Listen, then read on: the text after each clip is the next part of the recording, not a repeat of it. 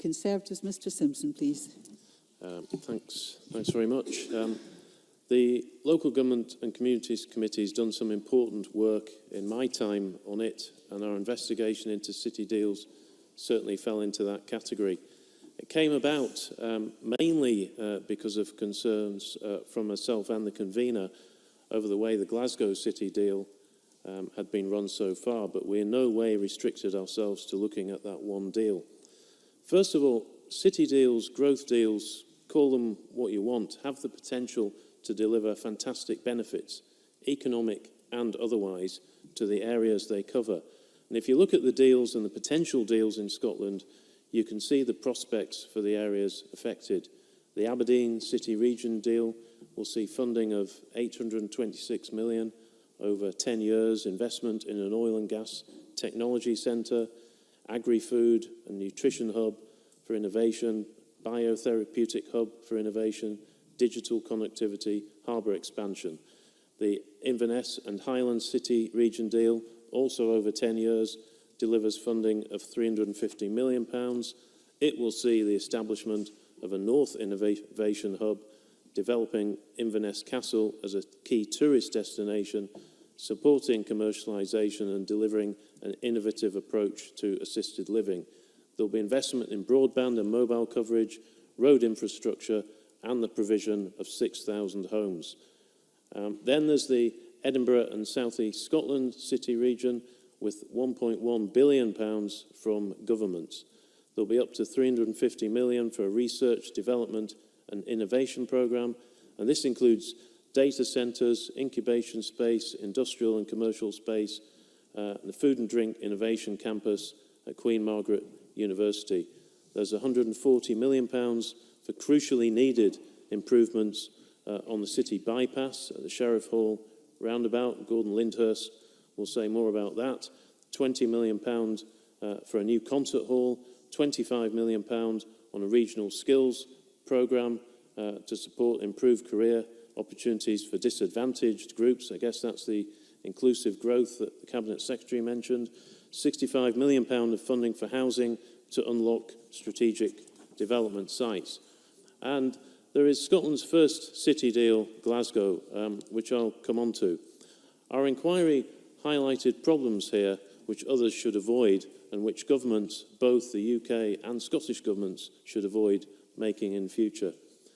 We found that the system of choosing projects is top-down and doesn't engage with local people. It was a case, particularly in the Glasgow deal, that projects are being done to people and not with them. So we want to see more evidence that engagement with local businesses, the private sector more generally, charities, community groups and local people is actually meaningful. And that, yes, certainly. Cabinet Secretary. Can I thank the member for taking the intervention? And I understand the point he's making, but would he recognise in relation to the Glasgow City deal, which he's highlighted, there was no engagement, even with the Scottish Government, before that deal was put together, simply a demand for £500 million. I agree with him on engagement, but in that case, there was no engagement and things have improved since then. Graham Simpson.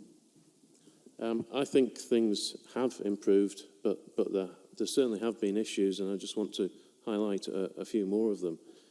Communities should be asked, what do they want for their area? And if there are good ideas, a way should be found to incorporate them. We think there should be a better system for evaluating projects and that afterwards more information is published on which projects were included in the programme and which were not, and why not. We should be absolutely certain that spending money on one project in one area will not be to the detriment of another area. There was concern among committee members that there could be displacement where, for example, firms could move from one area not covered by a deal to one that is. We're also not clear of exactly who the individual cabinets or boards that run each deal are accountable to. And in that respect, we welcome Audit Scotland's forthcoming work in the area of governance and accountability. And we were concerned that there are artificial barriers created by government criteria, which means some worthy projects may not get through. I've been involved in one such project to create an off-road outdoor cycle training centre next to the Clyde.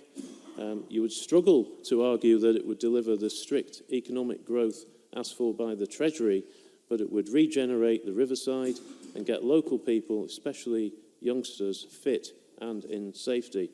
And one of the criticisms around the Glasgow deal has been that councils have used it to dust down projects which have been on their shelves, sometimes for decades.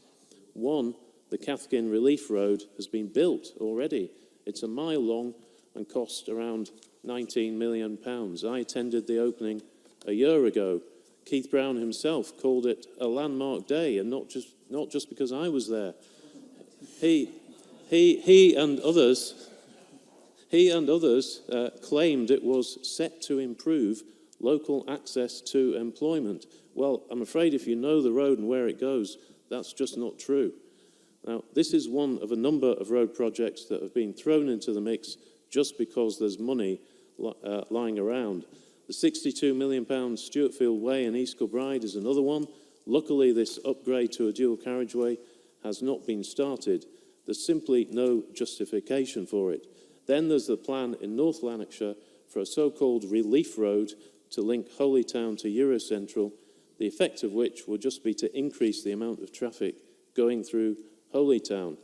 Now, we asked the Glasgow City Deal Cabinet to tell us what projects are being dropped and what new ones are being brought forward. We know there are changes afoot, but we're still waiting for that answer. It's good that the councils in the Glasgow Deal area accept the need to review things, but they should be open and honest. City deals are good, but if a website such as theirs doesn't even have the minutes of meetings, then something has to change. Deputy Presiding Officer, our inquiry shone a light on the good and the could do better. If our recommendations are accepted, then all of Scotland can benefit. Thank you. Thank you very much, Mr.